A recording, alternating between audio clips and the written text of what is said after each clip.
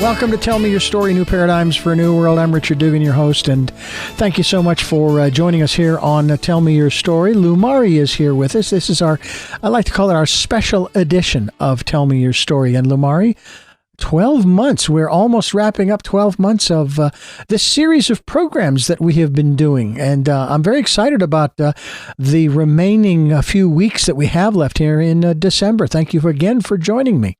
Oh, thank you, Richard, so much. This is such a beautiful experience, and being part of your community and part of your program is just so much joy and so many surprises. Indeed. And sometimes the surprises can be actually opportunities, great opportunities for learning sometimes, instead of looking at them as, oh, not again, why can't they get this fixed or this, you go a different direction. And my philosophy, of course, you work with what you have till you get what you want. And and sometimes you have to. Today, we are going to talk about, in part, the law of attraction. And part of the conversation is also going to talk about inspiration. So we'll be diving back into Living Inspired with Lou Mari. That is one of your books. But what inspired me was something that was shared with me regarding the secret, if you will, or the law of attraction, and that it is presented in a manner of speaking. This was just one of my guest's observations. It's presented backwards, meaning that you do not draw to you those things that you want. You are drawn to those things that you want in your life. And it doesn't matter what it is. And that's where inspiration is going to come into this mix. What are your thoughts, if any, on this different perspective on the law of attraction as we keep talking about it? I love this, I'll call it a translation. I love this translation of the law of attraction. One of the things for me was, and it was very exciting to have the conversation back in the day, and it's very exciting to look at it in a new way today, because part of the conversation, it seemed to be homework.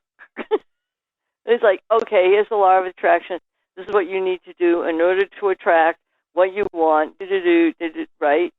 And there were a whole bunch of different things that didn't show up there for me personally, not using the law of attraction that way, but like in the conversation of it, it was like, well, where's the vibration and what is not what I want, which we can have what we want, that no judgment on that.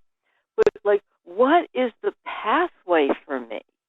What is the universe going to inspire in me that I attract and is attracted to me? And there's a whole other conversation about that is very different, but in what you're talking about, in a way, it's an advanced conversation about the law of attraction and also bringing in the energies of inspiration, because while we may think that we want this thing, whatever it is, it can be a spiritual thing and it can be, a physical thing. What inspires us is a whole other thing, and that is a dance with the divine. Inspiration is a dance with the divine. The divine is connecting with you and revealing things to you, and you're playing in them and receiving the blessings and the inspiration, and then you're going forward. And I mean, if we were looking at our world where everybody could actually play there, just imagine what would be present. Yeah. The possibilities, or as I said earlier, the opportunities are just endless. But we have to open ourselves up to receiving those possibilities or opportunities.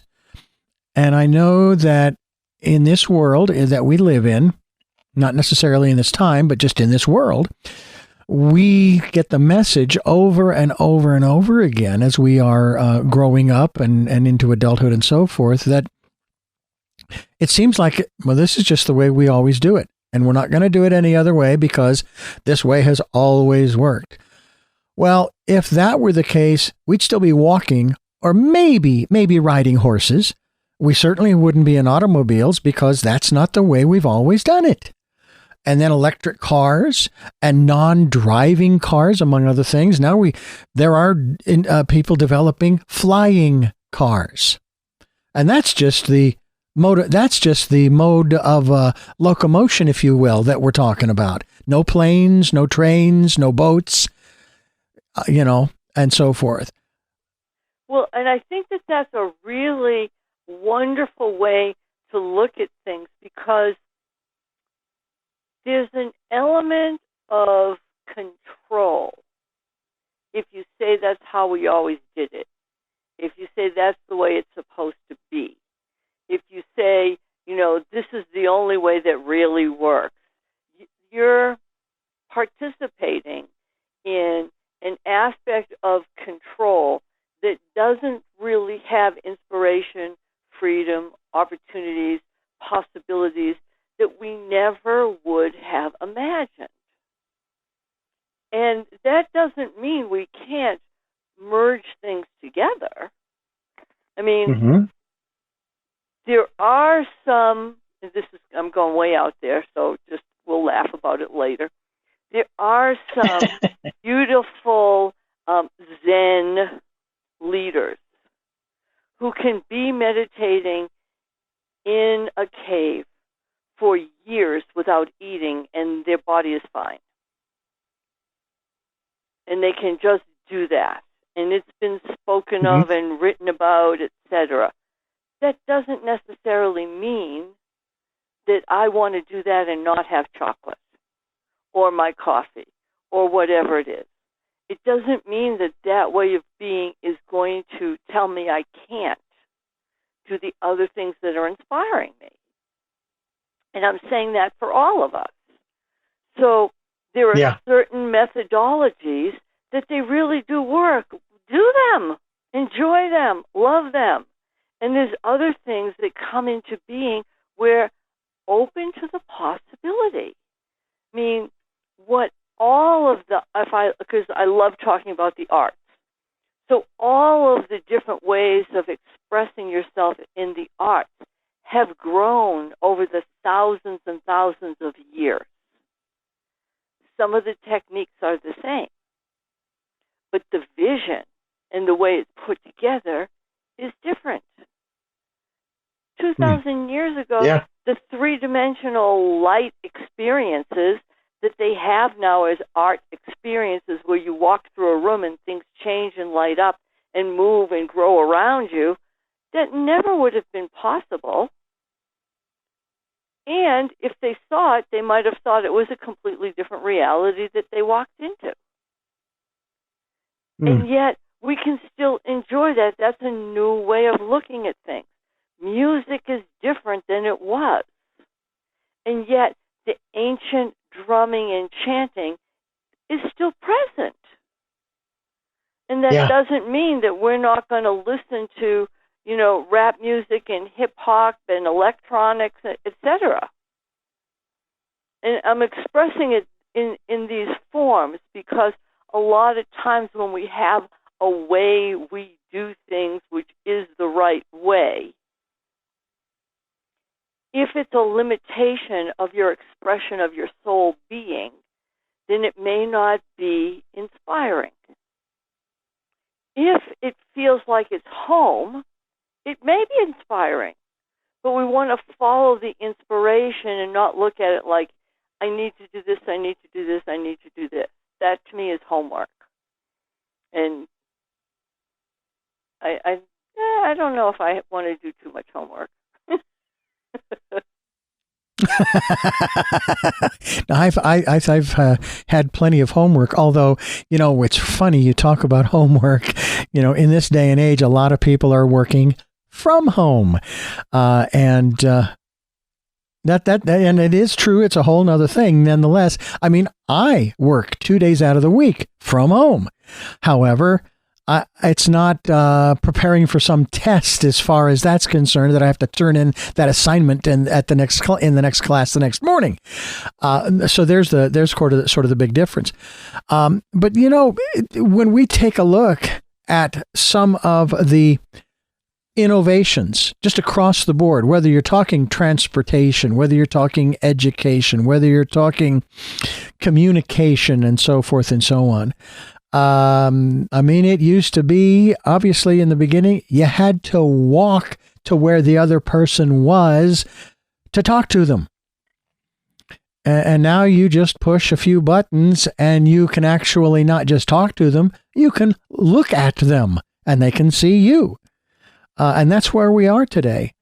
And it makes me think, a little sidebar here, it makes me think of telepathy. And that if we were able to, and I know there are some who have, perfect this ability, my observation, or at least my impression would be, it's not going to be telepathy where you are speaking words without moving your mouth. I think it would be exchanging images, sharing certain images, because words they don't really serve us real well. I mean, they're really incomplete. You try to describe something and you do your best, but the other person doesn't quite get it. But if you were able to show them what it is you're wanting to describe, wow, they're still going to see it through their filters, yes, but they're going to see what you're seeing, feel what you're feeling, hear what you're hearing, etc., without the need to utter a word in any language for that matter. But it's that to me is sort of an evolutionary process, if you will, in terms we're still communicating, or depending upon whatever you're talking about. Let's say transportation. It used to be walking, and now we have all kinds of ways of getting from point A to point B. And that's kind of exciting, especially when we're talking about the law of attraction, because more and more people are beginning to understand that the choices that they make in their lives are drawing to them the things that I should rephrase that they are being drawn to. They are beginning to realize, I did this. It's not somebody else's fault. I'm not a victim. I did this. And either I like it or I'm not real keen on this. So I think I want to choose something else. And that's the beauty of it, especially when you mix in inspiration, right? Is that inspiration, number one, it comes from a lot of different places, true. And, you talked about combining things. Obviously the music of thousands of years ago is certainly much different, but that rhythm is still part of the music of today. And the other aspect of it too is that there are people who will take different genres, as we call them today, and they will mix them into one. And you can't categorize it now, because it's like, okay, well, which one do we call this? You just listen to it and you just enjoy it, But it's a collaboration of genres. It's really cool. Well, and the thing that allows us to be open is and we've talked about the fact that I am a multidimensional channel. So I channel different beings. I have conversations with them. My book, Streams of Consciousness, my book, Alawaska, my book on the Akashic Records, those are all channeled, having conversations with divine beings, and then writing it out, obviously, so people can read it and experience it. And those are words. And then while I'm channeling and having a conversation with them, they're showing me things. I'm traveling through time vortexes so they can show me what we're talking about, and I can understand it And then there's the emotional component, which is emotion, and we can also call it vibrational, which like opens things up so that even when you're seeing something, you're perceiving it in a completely different way because it's the vibrational aspect of what you're looking at, what you're hearing, what you're feeling, what you're recognizing, what you're understanding, what you're downloading, and I can have more words, but I won't. And then, like, it's an expression. So when we look at inspiration and being part of creation, because the law of attraction is a conversation about how you create in your life and how you create in the universe. And when we're talking about inspiration, inspiration is the divine showing you something for you. It really is. It's that kind of a message. And I'm going to use the word she. So she surprises you and goes, oh, Richard, look at this. I bet you haven't seen it this way before. Just take a breath and look at this. And the look at this could be anything. It doesn't necessarily have to be an assignment. Look at this. You must bring this in the world. No, it could be, look at the ocean waves today. Imagine how they feel as they wash into shore. And they come from the Pacific, which is coming from Japan, and you have this beautiful Zen energy coming to you in the waves, and here you are on the beach in Santa Barbara experiencing the waves in this moment. What inspires you, Richard?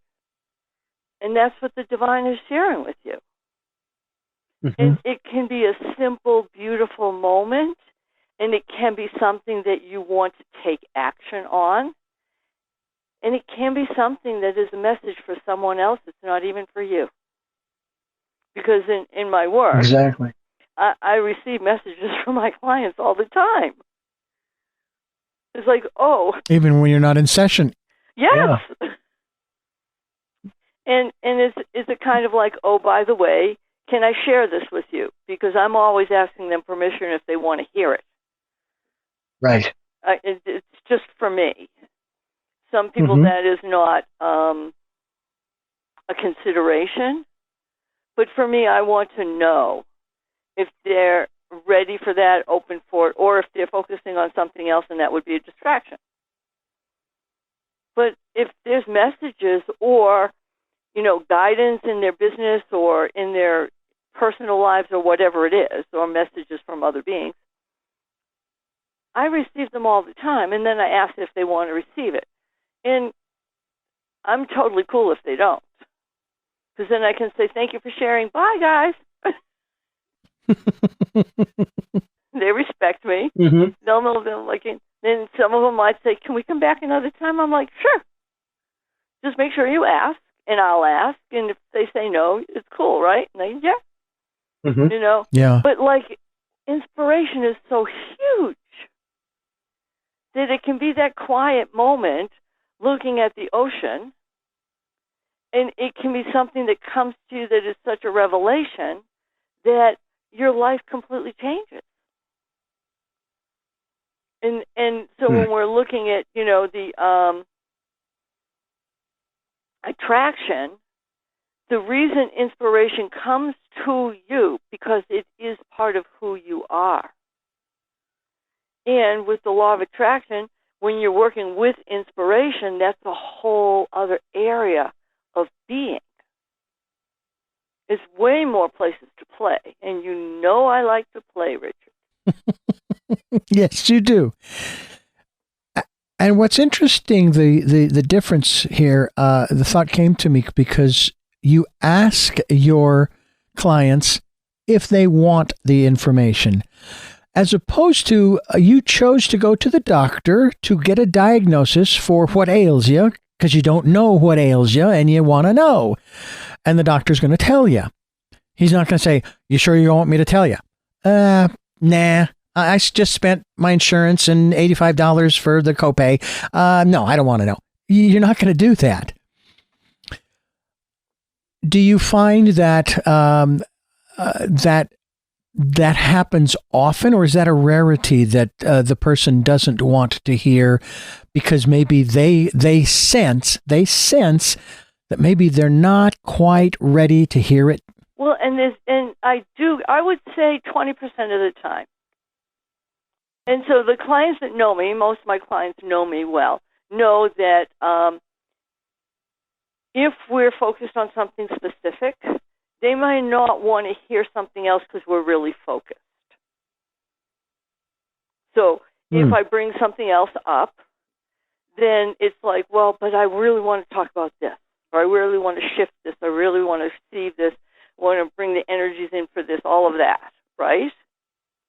Yeah. And sometimes it's like they know it's something, and they're not ready to receive that yet. But you see, that's the process of honoring my clients.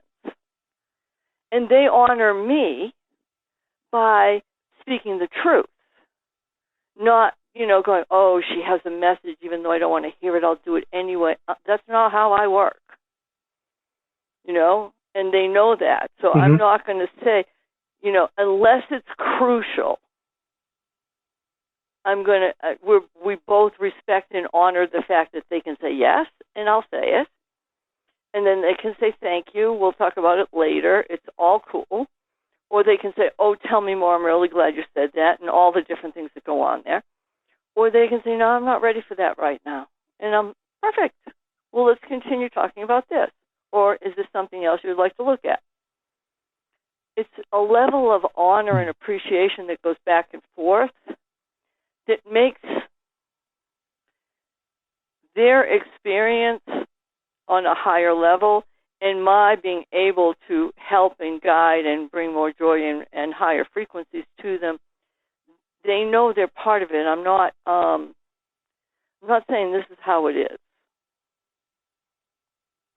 And there's only, they already know me, or when I tell them about this, they will know me. There's only one time I say to them, listen, if I ever get a message that is like a clear, really warning for you, I'm going to override whatever you say. I'm going to tell you to take a breath, and I'm going to tell you. And then you'll do what you want. And they get that, because I will. That's very rare. Right. But even from your side, you take a position of responsibility for the information that you disseminate to your clients by virtue of asking that question. Do you want to know what has been shared with me about you? And I know too, I've heard this, and maybe this is true as you've just described it, that we are not given all the information all at once. It'd fry our brains. Regardless of what the subject is, if it's something personal about us that it's being shared from the other side, or for example, you go to school for 12 years, primary and secondary, and then you go to college, and then you might go on to other things. You can't get all of that all at once. I mean, some people get impatient; they want to have it all at once, but you couldn't handle it. Because in this world, it's a progression. This is Tell Me Your Story, New Paradigms for a New World. I'm Richard Dugan here with Lumari of Lumari.com. And I would like to have you, Lumari, tell us a little bit about this wonderful meditation that is available. As a matter of fact, I was listening to it just the other day. And I encourage people to go to your website to get this sacred space meditation. Tell us about it. So in our world, before I describe the meditation, in our world, especially now, we are absolutely inundated with information, with things we need to do, with decisions we need to make, with the energy of the world, with the media, etc. We're inundated. And we need a clear, centered space within us so that, first of all, we can just be us. Before you look at anything else, you just want that space to be you and celebrate your soul and your being. And then You want to be able to be in a space without distractions, so wherever you want to play, you have that open space within you. And the personal sacred space meditation helps you, guides you to be in that space. So that first you get centered in who you are, in your soul expression and the beauty of your being. You get to release any energy or thoughts that aren't part of you, are no longer necessary, whether we call them distractions or we just call them conversations that we don't need to be in, that we just let them go, and now you're even more of you.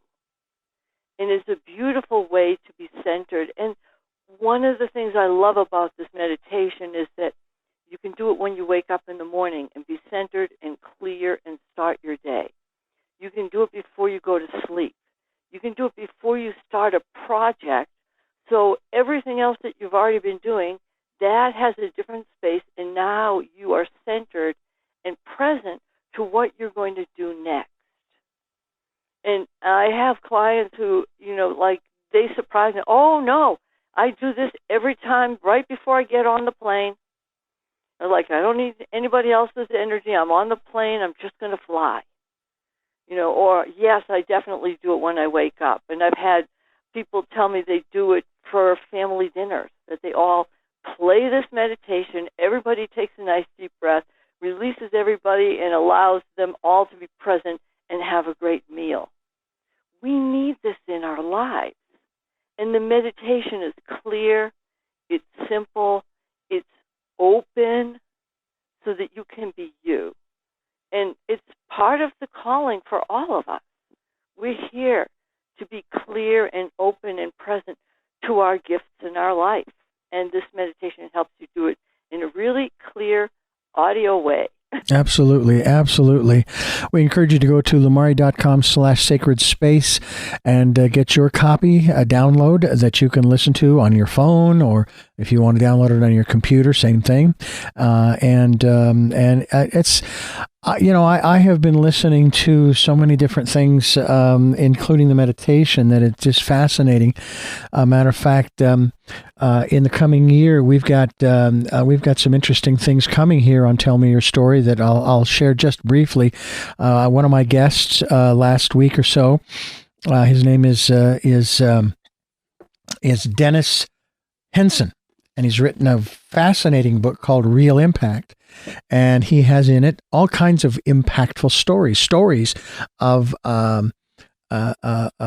people who have had great adversity and yet still succeeded in what they were wanting to accomplish at that particular point in their lives. Or even a group of people. Even tells the story of that, I think it was the '84 Winter Olympics and the U.S. hockey team when they beat Russia. And that famous line, "Do you believe in miracles?" And the whole point is to help people, to lift them up, to get them excited, to get them inspired to do the things that they want to do in their lives, to draw them to those things that they want in their lives. And that's something. I mean, I even think about my book, Choices, 5 Steps for Life, and that, okay, I can take a look at the calendar and say, it did take a long time. Well, no, if I only calculate the time I spent writing, it didn't take much time at all. The rest of the time was procrastination of a sort. But it's out now. Oh, well, I agree with you. I would say that you were just okay for the perfect moment. And it wasn't procrastination. Okay. You just knew that the universe would open the doors for you when it was ready to publish the book. And while it might have been many years, the perfect moment happened. It inspired you to publish the book. And now we can all have access to it. All right. Well, guess what? Absolutely. And there's a link at my website, richarddugan.com, as well as just go to amazon.com and put in Choices, 5 Steps for Life. Boom, you're right there. And get a copy. The hardcover, paperback, and Kindle are available. The Audible is coming your way. As a matter of fact, ladies and gentlemen, the Audible, or a portion thereof, an excerpt, will be coming your way at the end of this program. And I'll give you about 10 minutes. All right. In about 10 minutes, we will be allowing you to hear an excerpt from Choices 5 Steps for Life. And I would have to say it's sort of a mixture of stories to help you to understand how important it is in each of the steps to do each of these steps. But it's sort of memoir-ish, okay? It's not my memoir, but I do tell stories about what has happened to me in my life over the years in certain instances that applies to each of the 5 steps. So stay with us, and we'll be talking about that. Getting back to the law of attraction and being inspired to put out to the universe what you want. For example, as I've shared with you, Lumari, I've gone through 3 phases with the whole financial thing, and for a lot of people, the whole financial thing has always been a struggle for whatever reasons. But I got to a point, and in spite of, or maybe because of the struggles, I've gotten to a point where I can say, you know what, I'm content. Now, no, I'm not. I'm living in Santa Barbara. I should be a millionaire. I wouldn't mind, but that's not forefront on my mind. Then I'm thinking, you know what? I am content and I want more. And then I thought about that thinking, well, shouldn't I be a little more specific with the universe? I mean, wanting more could say, here's another penny, which again, I will accept gratefully. I thought, well, let's be more specific. I'm content and I want more, and I want to start with $100,000 to do all kinds of great things for myself, my family, and for others who are in need as well. And so putting that out there, and now I allow the universe to guide me. I don't have to be patient. Patience is irrelevant here. If I'm allowing the universe to guide me, then guess whose time clock I'm on? Not mine. And that takes a lot of the pressure off. Yeah, well, and it's really exciting, like bringing these conversations together, right? So if you're looking at what inspires you, all right, because one of the things in my book I make very, very clear is that there's more to inspiration than just receiving. Because then you would be going, oh, that's a cool idea. Next. Oh, yeah, I really like that. Next. Okay, very good. Next. People don't appreciate, respect, honor the fact that the universe has chosen you to receive this particular inspiration, whether it's a song, whether it's a message, whether it's a feeling, whether it's an insight. We could go on all the different things that inspire.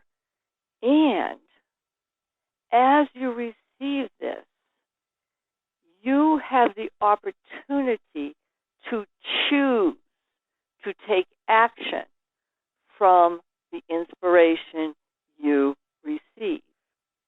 Because the universe isn't just doing it like it's Netflix, click the next one, click the next one, click the next one. That's not what it's about. The universe, the brilliance of the divine, she is sending you a very specific message to you about your soul, your joy, your being, and you can choose to take action there. That is a powerful choice that uplifts and changes your life and, like we're talking about, changes the world.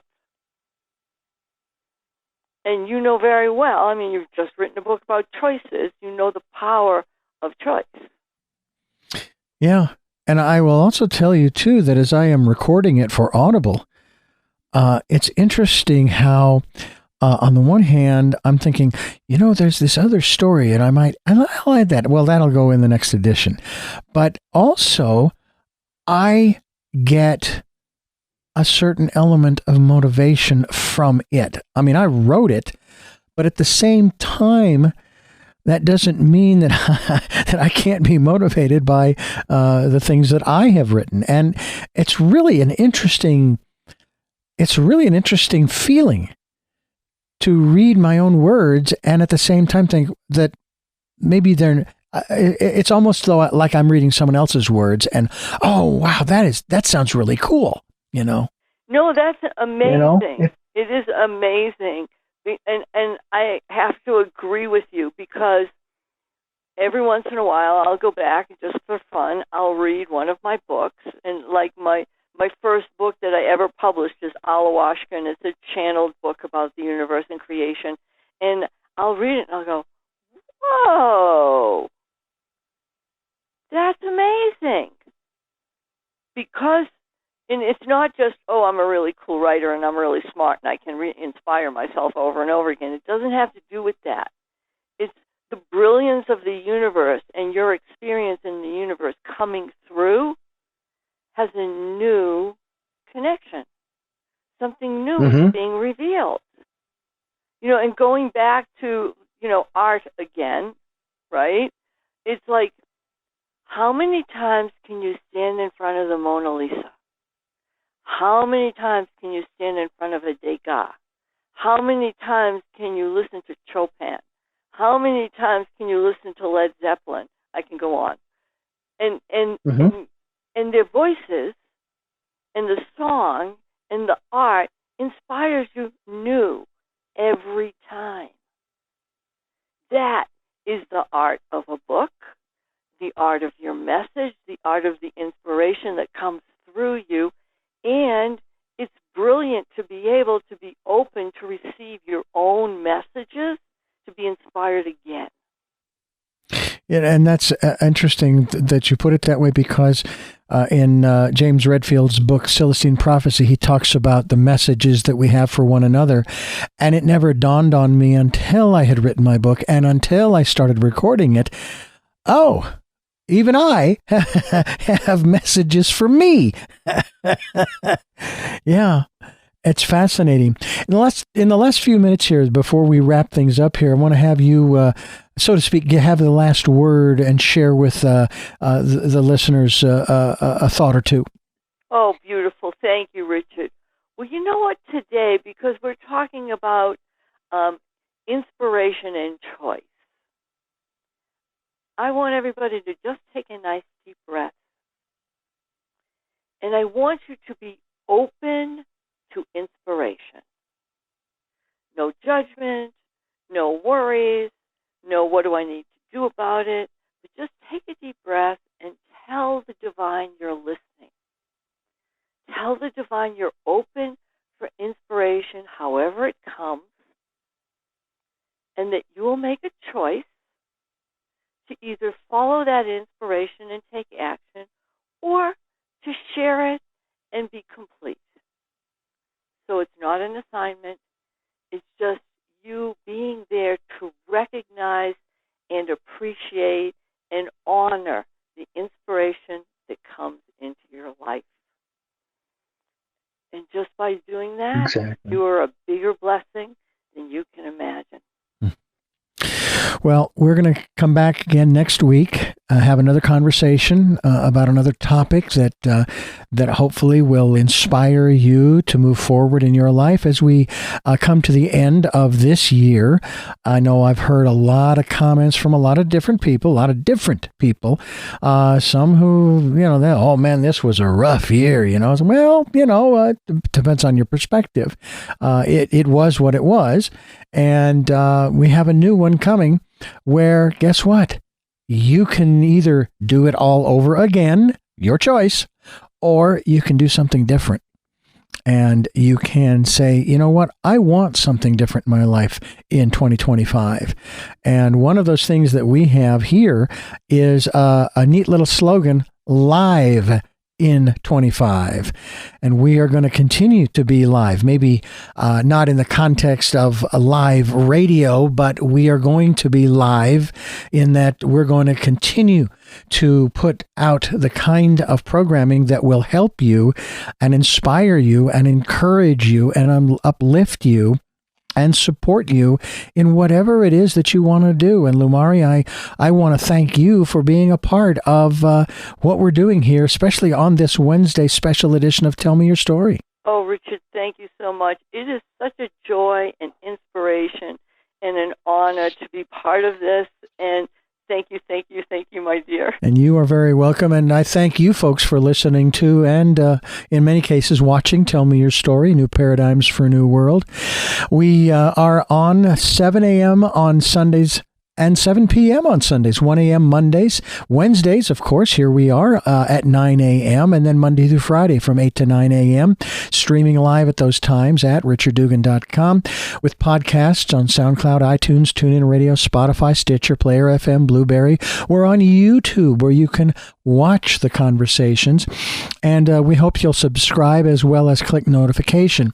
Reminder, of course, Choices is available at Amazon.com. And also, if you'd like to help us out financially, we have a PayPal account for your security as well as ours. And we have links to both on the homepage at richarddugan.com. And of course, as always, we encourage you to spend some time in that quiet, peaceful, calm, still place during this decade of perfect vision, the 2020s, of which we're nearly halfway through, and listen to that still small voice and get that inspiration. And we hope that it will take you to new heights as we go into 2025.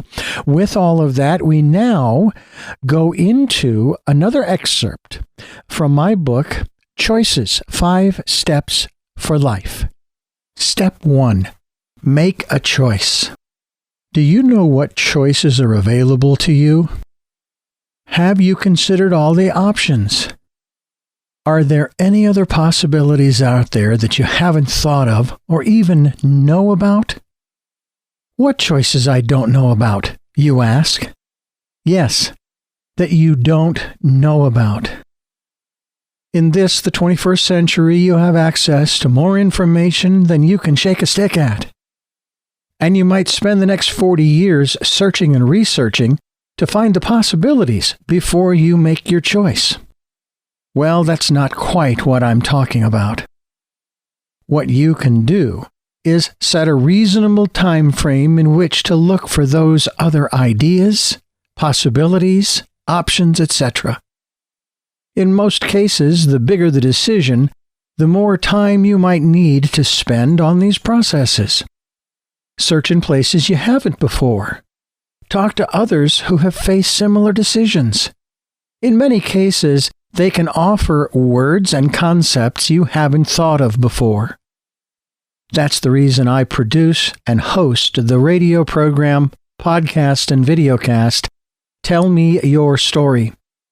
Everyone has a story to tell, paths they have taken, work they've done, places they've lived, people they've connected with, on many different levels for one reason or another.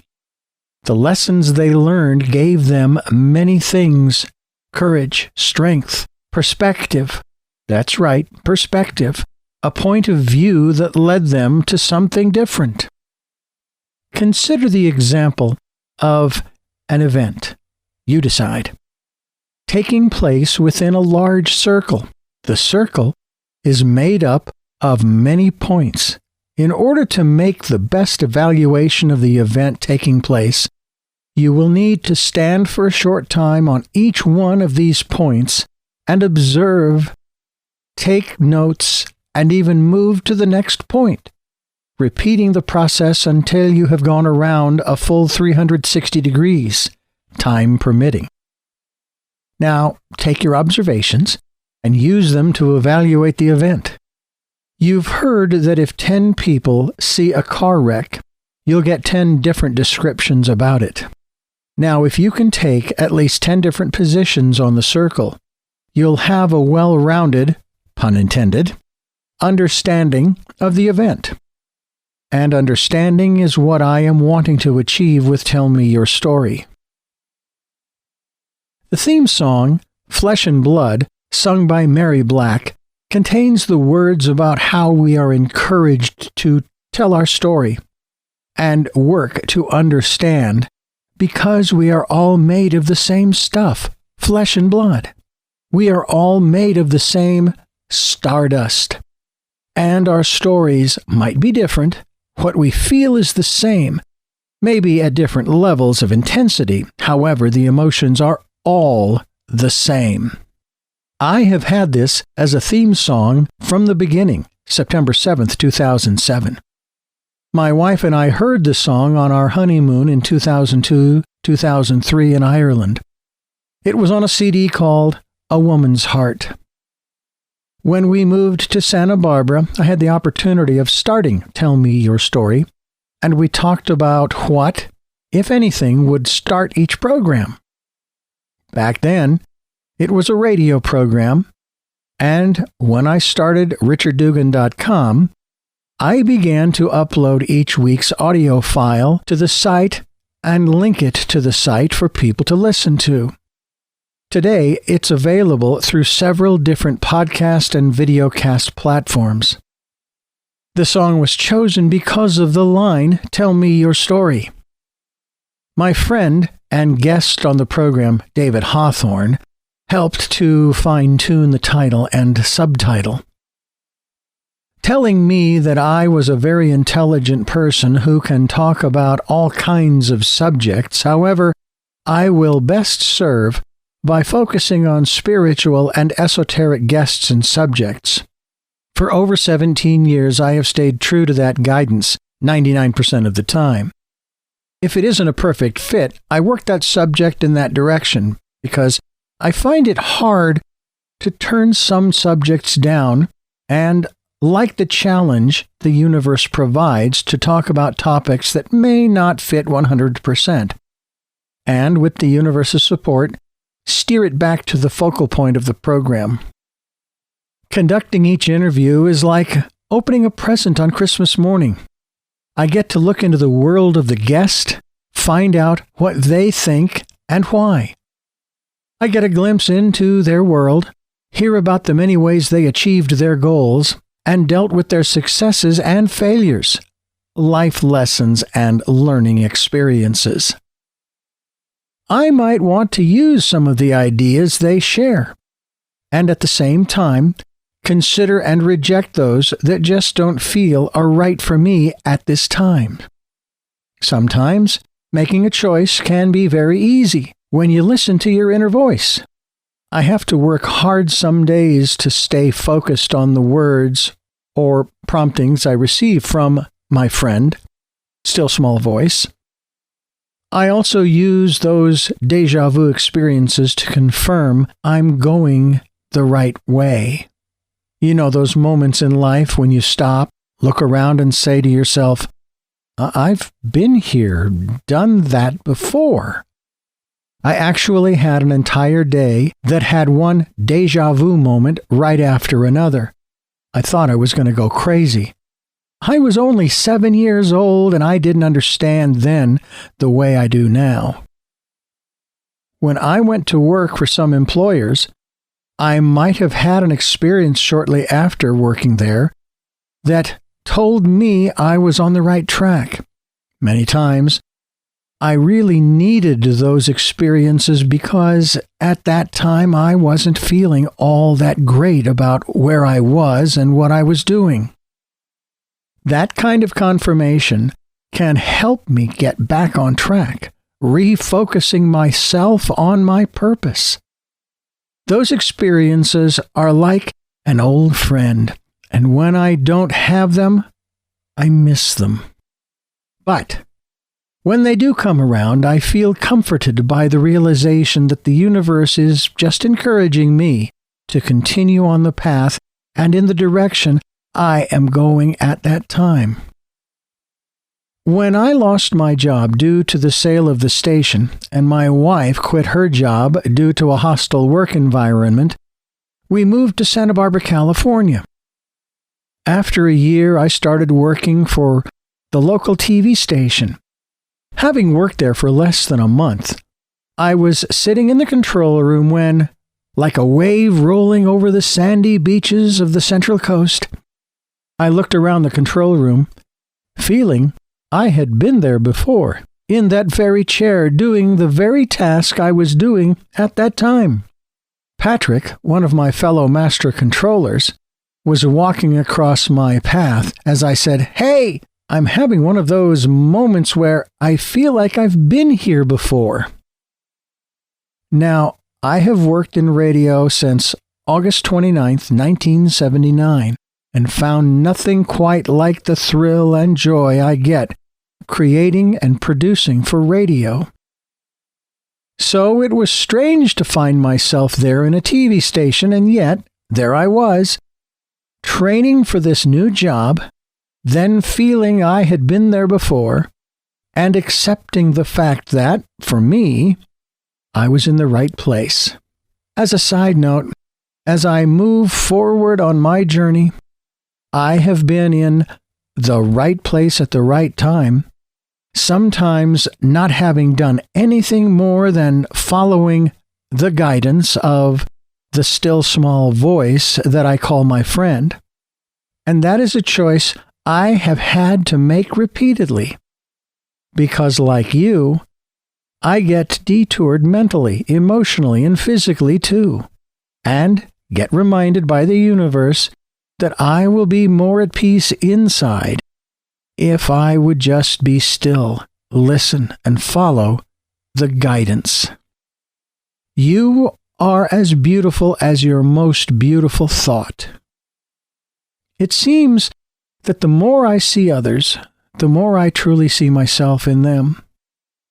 I have also looked in the mirror and noticed that I see a very handsome man when I see and think of others as handsome or beautiful. As I ponder the idea of spending time around any woman, I listen to them as they speak of their lives and the people who they meet, and even of those people who are in the room at that very moment. Before such a conversation, I see these women as beautiful, arousing, vivacious, alluring, desirable creations I want to share intimately with. The moment she begins to speak ill of anyone, even herself, she loses the above-mentioned qualities. As I begin to dwell on this, I realize that I appear the same way to others, and even to myself. It is made even clearer when I look in the mirror and wonder if I'd look better with or without a beard. Many people, mostly women, say I look better without the beard. And yet, I have grown and shaved off at least 5 in the last 15 years. It is said in psychology that a man who grows a beard, even a mustache, is hiding. What have I been hiding from? Myself and the man I really am. And it becomes more interesting when I consider the fact that I have been aware of this, and yet I still grow them anyway. And what about makeup on women? Are they hiding from others and themselves too? The answer is most assuredly yes. And why hide in this way from others and from yourself? Because it is easier to hide than to expose oneself to the world and to face the real you in the mirror. It seems so strange from where I am today that the reverse is really true. Step 1, make a choice.